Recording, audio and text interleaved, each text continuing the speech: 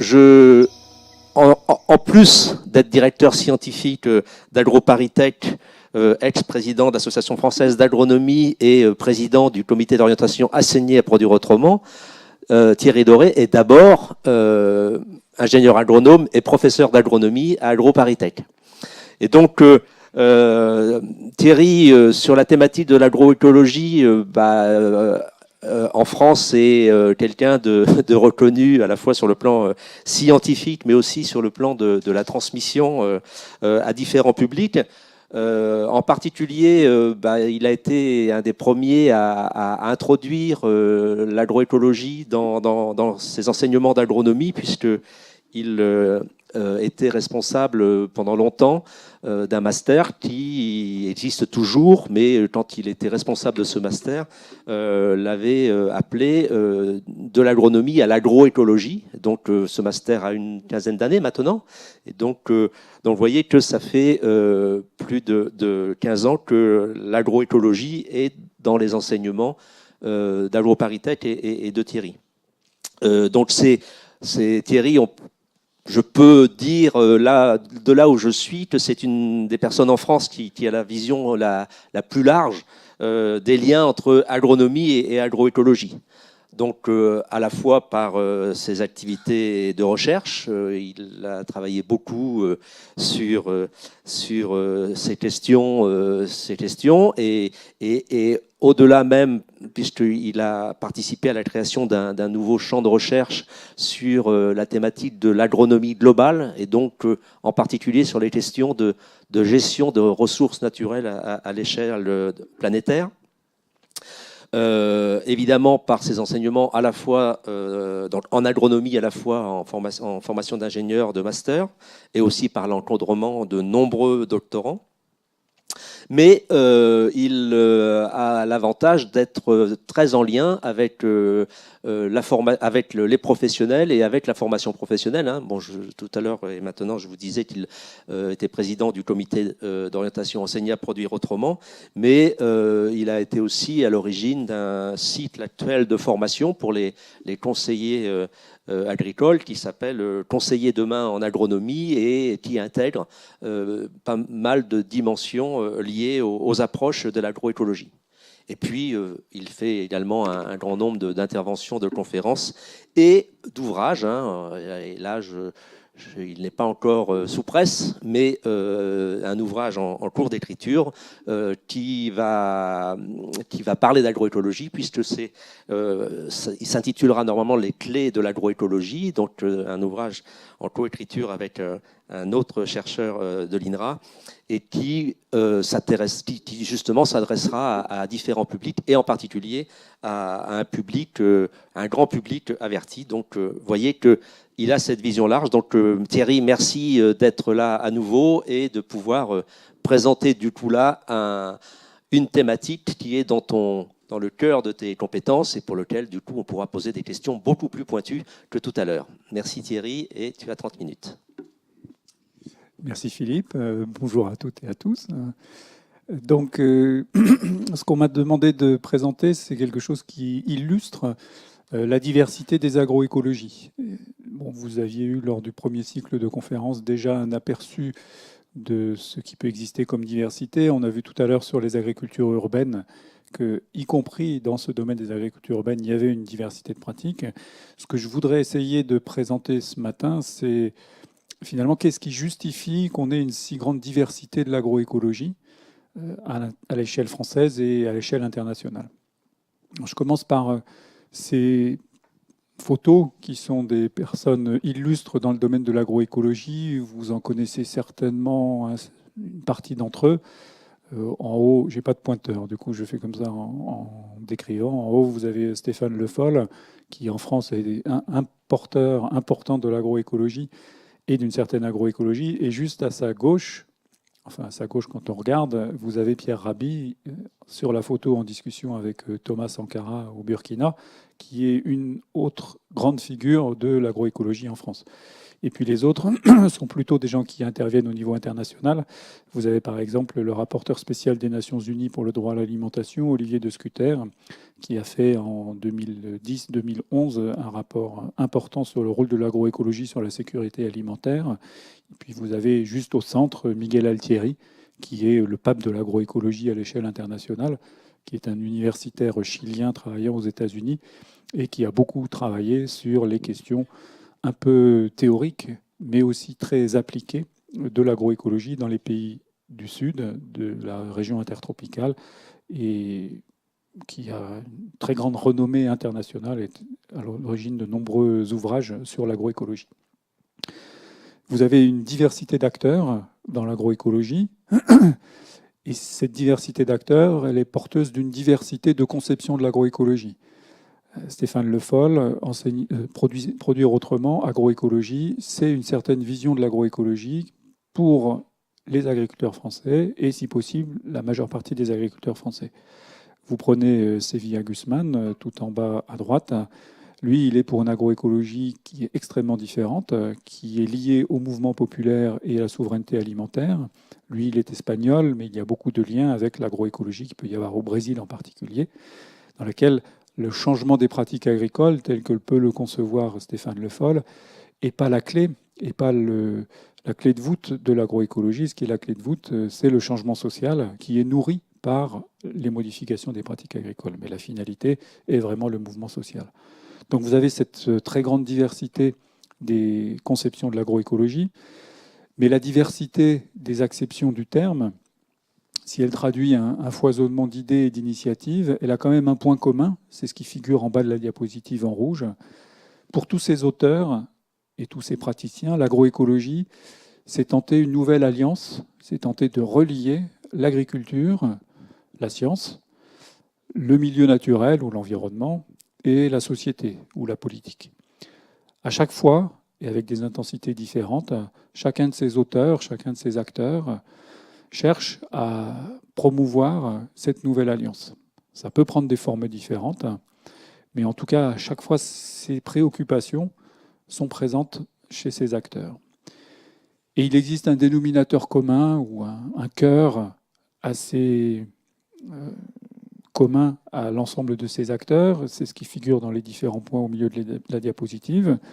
Le premier point, c'est mobiliser les régulations biologiques au sein des écosystèmes, plutôt que les intrants, les engrais, les produits phytosanitaires, les variétés nouvelles, pour accroître la production. Un deuxième point, c'est ménager les ressources rares ou non renouvelables. On l'a vu tout à l'heure dans l'exposé sur les agricultures urbaines à travers les questions de recyclage. Il existe une préoccupation, c'est le troisième point, concernant la manière de produire des connaissances. L'agroécologie, dans la plupart des cas, voire dans tous les cas, propose de valoriser les connaissances des acteurs de terrain, et en particulier dans les pays du Sud, les savoirs traditionnels, et de combiner ces connaissances de terrain avec les savoirs scientifiques issus de la recherche.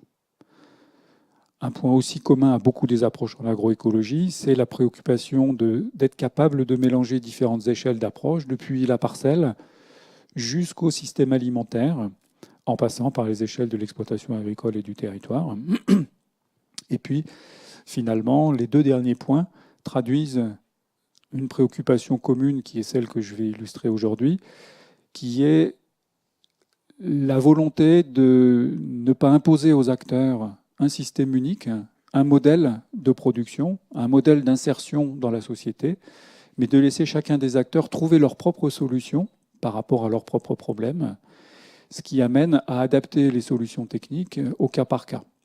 Et ça, c'est une caractéristique très significative de l'agroécologie et qui peut se démarquer d'autres approches de la transformation des agricultures, notamment celle classiquement illustrée par la Révolution verte, qui tendait à unifier la manière de transformer l'agriculture et à proposer un même paquet technologique à l'ensemble des acteurs, quel que soit l'endroit où ils se trouvent. Même s'il pouvait y avoir une adaptation des modalités concrètes aux réalités locales, c'était la même manière de regarder l'évolution de l'agriculture qui était imposée plutôt du haut vers le bas aux acteurs. L'agroécologie propose d'inverser et de partir des besoins du bas et de permettre à chacun des acteurs, en mobilisant les ressources en agroécologie, de trouver les solutions qui conviennent à leur propre cas particulier.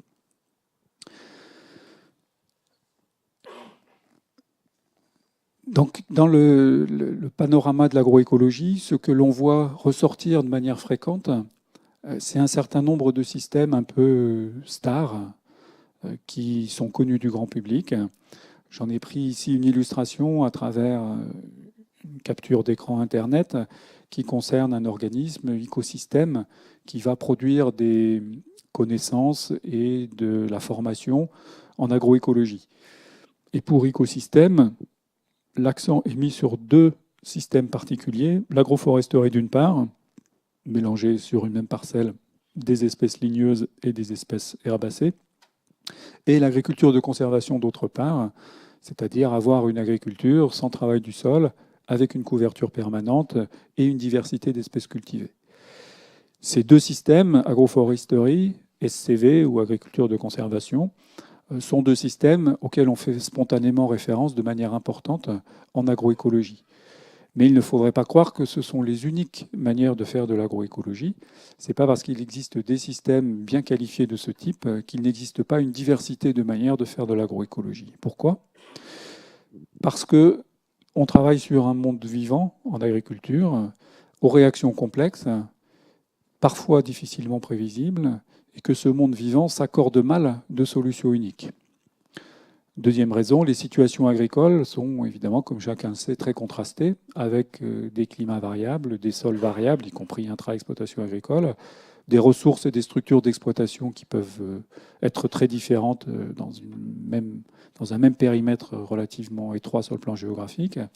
Il existe aussi une variabilité de vulnérabilité écologique qu'il faut prendre en considération. La pression sur l'eau n'est pas du tout la même dans des régions avec des nappes superficielles et dans des régions avec des nappes profondes. Et puis, il existe aussi un environnement économique et social variable d'une exploitation à l'autre, qu'il s'agisse du tissu industriel, du poids des collectivités locales dont on parlait tout à l'heure, sur la demande d'agriculture, etc. Donc, un monde vivant aux réactions complexes, une diversité de situations d'agriculture et une diversité de visions des acteurs de terrain. L'agroécologie se préoccupe de ce que pensent les acteurs de terrain et ne cherche pas à lui imposer un modèle unique.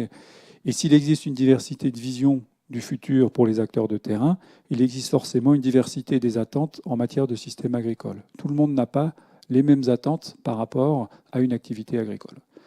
Donc ces trois raisons amènent au constat qu'il est impossible et qu'il n'est de toute façon pas souhaitable de chercher un système unique, une innovation consensuelle qui irait pour toutes les exploitations agricoles, un système de production idéal qui s'imposerait à tous.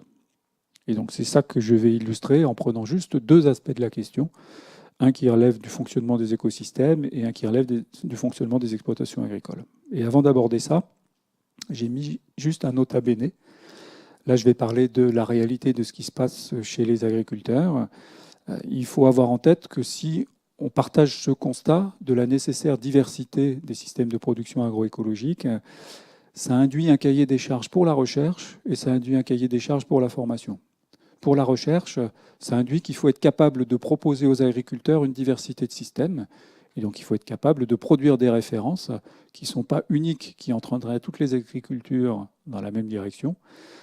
Et pour la formation, le cahier des charges, c'est qu'il faut rendre les futurs agriculteurs, les futurs conseillers agricoles, les futurs acteurs économiques capables de prendre dans leur contexte les bonnes décisions. Et ça, en termes de compétences, ce n'est pas du tout la même chose que d'être capable d'appliquer tel ou tel système, fût-il compliqué. Il faut que les futurs agriculteurs soient capables de porter des diagnostics sur leur exploitation agricole, de comprendre la diversité des solutions qui leur sont proposées, d'identifier celles qui sont les plus aptes à répondre à leurs propres besoins et d'être capable de comprendre aussi quelles doivent être les interactions avec le reste de la société quand ils font tel ou tel choix. Et ça, c'est un certain nombre de compétences qui découlent directement du constat de la nécessaire diversité des systèmes de production agroécologique.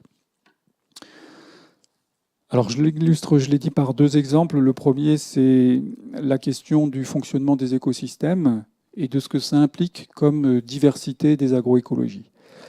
Qu'est-ce qui s'est passé au cours des 20 dernières années? On a changé de vision sur ce que c'est qu'un champ cultivé.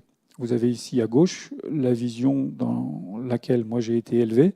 Alors c'est pas il y a 20 ans, je suis d'accord, c'est plutôt il y a 35. Mais c'est la vision d'un champ cultivé qui est un ensemble climat-sol-plante. C'est comme ça qu'on me définissait le champ cultivé. Des plantes qui poussent sur un sol dans un certain climat. Et à droite, vous avez la vision contemporaine de ce que c'est qu'un champ cultivé, un agroécosystème. Il y a évidemment toujours un support physique qui est le sol, il y a un environnement climatique, il y a toujours des plantes, mais ce triptyque se retrouve dans un écosystème dans lequel on va trouver d'autres communautés que la simple plante cultivée. À gauche, le seul élément vivant qui était présent dans le système, c'était la plante cultivée. À droite, vous avez d'autres éléments de l'écosystème, d'autres communautés. Vous avez des petits vers de terre qui sont symbolisés, vous avez des petits insectes qui volent, des oiseaux. Et par ailleurs, on ne considère plus le champ cultivé comme une entité isolée du reste du monde. Le champ cultivé est dans un espace qui comprend d'autres parcelles, mais aussi des espaces naturels ou semi-naturels non cultivés. Entre ces espaces semi-naturels et naturels et les champs cultivés, il y a évidemment des tas d'interactions physiques et biologiques qui vont se passer. Donc on a une nouvelle vision de ce que c'est qu'un champ cultivé, et ça amène à l'idée de mobiliser les régulations biologiques, c'est-à-dire les interactions entre les êtres vivants, pour maîtriser un certain nombre de fonctions en agriculture, notamment limiter les dégâts liés à une partie des communautés qui sont présentes dans les écosystèmes. Finalement, mobiliser les régulations biologiques, c'est être capable de diminuer l'utilisation des produits phytosanitaires en mobilisant plutôt les réseaux trophiques, les interactions entre les ennemis des cultures et les ennemis des cultures. Évidemment, si on cherche, pour mémoire, à viser une baisse des produits de synthèse pour la défense des cultures, et on cherche à mobiliser les régulations biologiques, c'est avec deux finalités. La première, c'est que la diminution de l'usage des produits de synthèse doit permettre de limiter les effets négatifs qu'ils provoquent. Et le second objectif, c'est que ces régulations biologiques, en même temps qu'elles permettent de limiter les dégâts liés aux bioagresseurs, elles permettent aussi de favoriser un certain nombre d'autres services écosystémiques. Et la pollinisation en est un bon exemple. Quand on mobilise les régulations biologiques, qu'on favorise des auxiliaires des ennemis des cultures, on favorise aussi la pollinisation, qui est un service écosystémique important. Alors, comment mobiliser les régulations biologiques dans les agroécosystèmes? Vous avez ici une réflexion à l'échelle parcellaire qui permet d'identifier un certain nombre de leviers d'action. En colonne, vous avez ce que l'on peut faire à l'échelle de la parcelle. Par exemple, diversifier les espèces dans l'espace, diversifier les espèces dans le temps, favoriser les interactions avec les composantes biologiques, par exemple, mobiliser la biodiversité du sol, la biodiversité aérienne. Et ça a trois grandes finalités qui figurent en ligne. Augmenter les ressources minérales en particulier. Quand vous mettez davantage de légumineuses dans une succession de cultures, vous augmentez les ressources minérales disponibles. C'est augmenter l'utilisation des ressources, par exemple comme la mobilisation d'une partie de la biodiversité des sols pour favoriser l'absorption des éléments minéraux présents à l'intérieur de la parcelle. Certains champignons, des racines, mycorhiziens, favorisent l'absorption de certains ions. Et donc favoriser la présence des mycorhizes dans le sol doit permettre d'augmenter l'efficacité d'utilisation de la ressource phosphore. Et puis, troisième grande fonction, protéger la culture contre les bioagresseurs, qui était l'axe d'attaque que j'avais choisi. Donc on a en gros quelque chose qui part des pratiques, ce sont les premières colonnes, et puis quelque chose qui part des connaissances. Ça me permet de réinsister sur ce que j'ai évoqué tout à l'heure, la nécessaire jonction en agroécologie entre les savoirs issus de la pratique et les savoirs issus de la recherche. Un exemple très classique de mobilisation des régulations biologiques en agroécologie, c'est ce qu'on appelle les systèmes push-pull. Vous avez ici l'illustration d'une parcelle de maïs. Et dans cette parcelle de maïs, on a introduit deux espèces supplémentaires, une qui est cultivée entre les rangs de maïs et une qui est cultivée autour de la parcelle de maïs. L'objectif est de limiter les attaques du maïs par des parasites, en particulier, par exemple, en Afrique, des foreurs des tiges, des insectes dont les chenilles vont percer la tige du maïs et vont faire assécher la plante de maïs.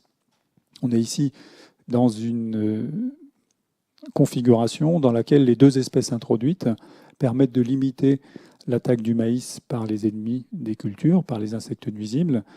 Les plantes qui sont à l'intérieur de la parcelle de maïs et qui l'accompagnent, qui sont des plantes compagnes du maïs, ont un effet répulsif vis-à-vis des insectes. Et cet effet répulsif, il est lié à la production par la plante d'un certain nombre de complexes organiques volatiles qui repoussent par effet chimique les insectes qui sont présents, les insectes nuisibles présents.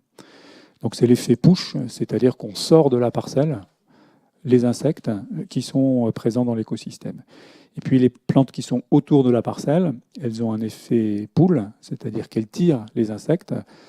A contrario des précédentes, elles ont un effet attractif par les mêmes processus chimiques des insectes qui sont les insectes ravageurs. Et donc cet effet push qui pousse les insectes hors de la parcelle, augmenté de l'effet pull avec les plantes qui autour de la parcelle attirent les insectes, permet, sans tuer les insectes nocifs, avec des pesticides, de limiter les contacts entre les insectes nuisibles et le maïs, et donc les dégâts qui sont liés à cet insecte nuisible.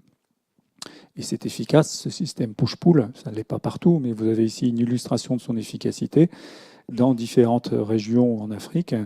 Donc vous avez dans les colonnes blanches les rendements du maïs lorsqu'on est en monoculture de maïs, et puis dans les colonnes grisées, vous avez les rendements du maïs quand on a ajouté ces deux espèces, celle qui est présente dans la parcelle et celle qui est présente autour de la parcelle.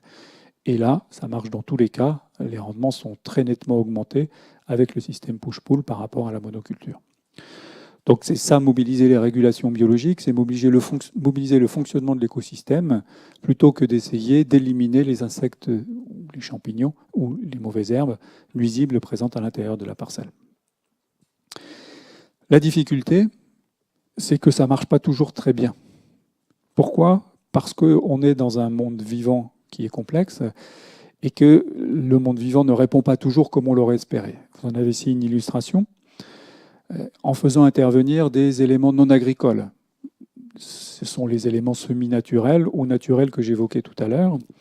Cet exemple, il est pris sur de l'arboriculture, sur le pommier, et en particulier dans la lutte contre le carpocaps du pommier, un insecte qui provoque des dégâts considérables, y compris dans le sud de la France.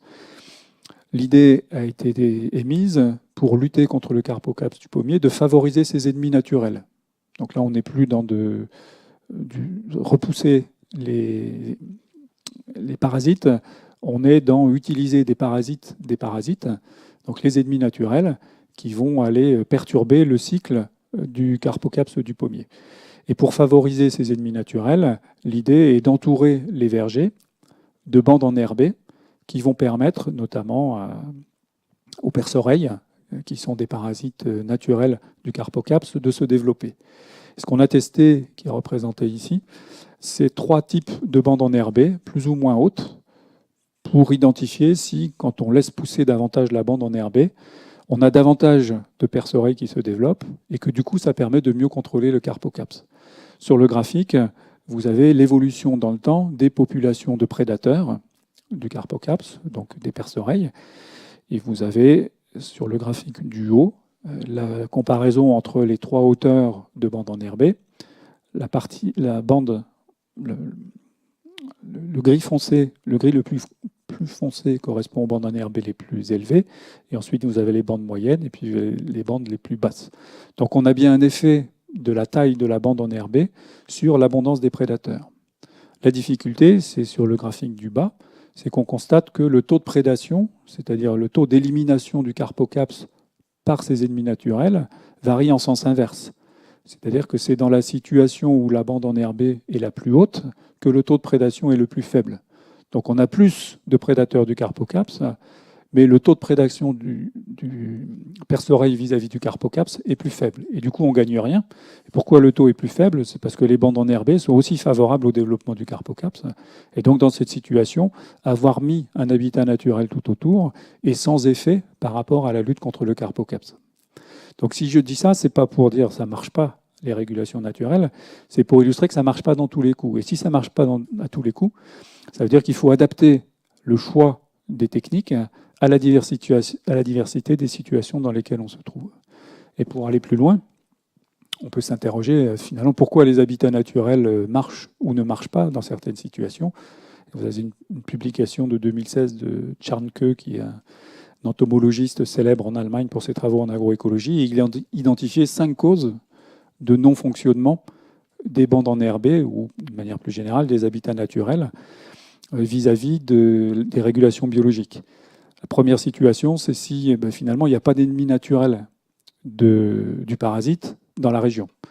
Alors, juste en termes de sémiologie graphique, le petit coléoptère que vous voyez, c'est le parasite. Et ensuite, sur le petit c, vous voyez apparaître une mouche, c'est le diptère, qui est l'ennemi naturel, qui est susceptible d'éliminer le parasite.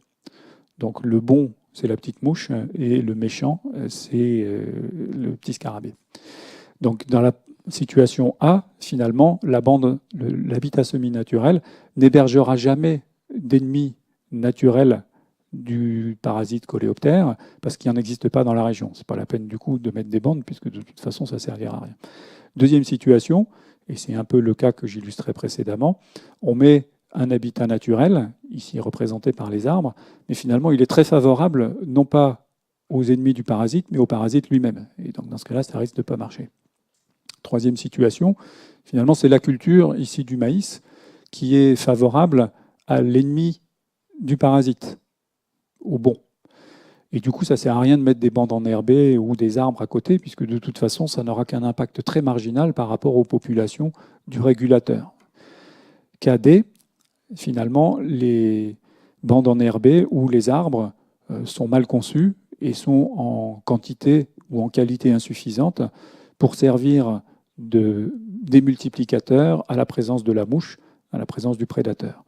Et puis, cinquième cas de figure, finalement, les pratiques agricoles sont telles que, par exemple, le fauchage de la bande enherbée détruit complètement l'habitat pour la mouche, pour le prédateur, et du coup, ça ne va jamais marcher.